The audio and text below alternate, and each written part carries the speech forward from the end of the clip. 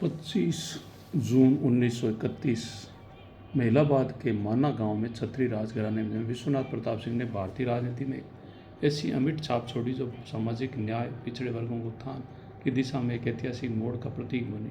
और उनका योगदान केवल राजनीतिक नहीं था बल्कि सामाजिक, आर्थिक और नैतिक क्षेत्रों में भी अतुलनीय था, क्योंकि उन्होंने 1989 में भारत के 7वें प्रधानमंत्री के रूप में सेवा की। इससे पूर्व उत्तर प्रदेश के मुख्यमंत्री 1980-82, केंद्रीय वित्त मंत्री 1984-86, केंद्रीय रक्षा मंत्री 1987-88 रह चुके हैं। उनका राजनीतिक जीवन एक असाधारण यात्रा थी जो कांग्रेस पार्टी के वफादार सिपाही से लेकर कट्टर विरोधी जनता दल के नेता तक सफर तय करती है। 1987 में बोफोर्स तोप सौदे में भ्रष्टाचार के आरोपों को उजागर करने के बाद भी कांग्रेस इस्तीफा देकर विपक्ष में चले गए। इसी नैतिक साहस के लिए उन्हें मिस्टर किंग की उपाधि मिली, जो भारतीय राजनीति में एक दुर्लभ गुण है।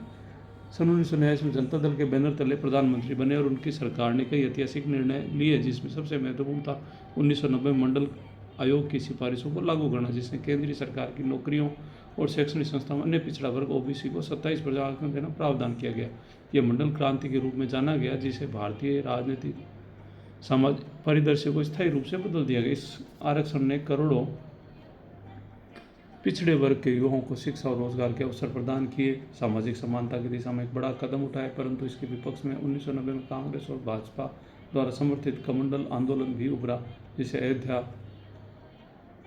राम जन्मभूमि आंदोलन की गति दी। इस प्रकार मंडल और कमंडल की राजनीतिक लड़ाई ने भारतीय राजनीति को नया आयाम दिया और वीपी सिंह ने बोफोर्स मामले में स्विस बैंकों में जमा राशि जांच के लिए जन आयोग की स्थापना की और भ्रष्टाचार के खिलाफ कठोर रुख अपनाया। उनकी सरकार पंजाब में आतंकवाद के विरुद्ध ऑपरेशन ब्लैक थंडर जैसे सैन्य कार्यों का समर्थन किया। 1989 में कश्मीर में चुनाव हुए, जिसमें फारूक अब्दुल्ला की सरकार बनी। इसके साथ ही श्रीलंका में भारतीय सेना की वापसी प्रक्रिया शुरू की, जो राजीव गांधी के समय भेजी गई थी। उनकी सरकार ने पंचायती राज संस्थाओं, मजबूत ग्रामीण विकास में विशेष ध्यान दिया।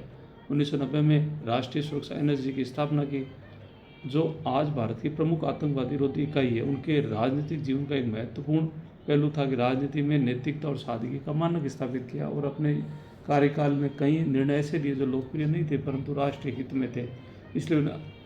इसलिए उन्हें अक्सर राजनीति का युधिष्ठिर कहा जाता है। 1991 में कि उनकी सरकार का पतन हुआ।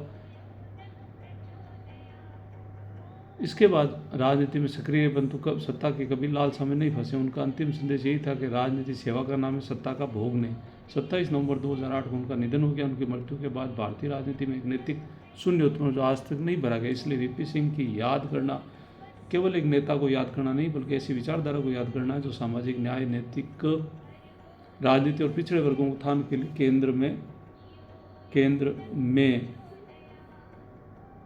उत्थान को केंद्र में रखती है। उनकी मंडल क्रांति भारतीय समाज की संरचना को स्थायी रूप से बदल दिया। आज भी ओबीसी आरक्षण की मांग और उनके विस्तार का राजनीतिक बहस जारी है, जो उनके योगदान को प्रासंगिक दर्शाती है।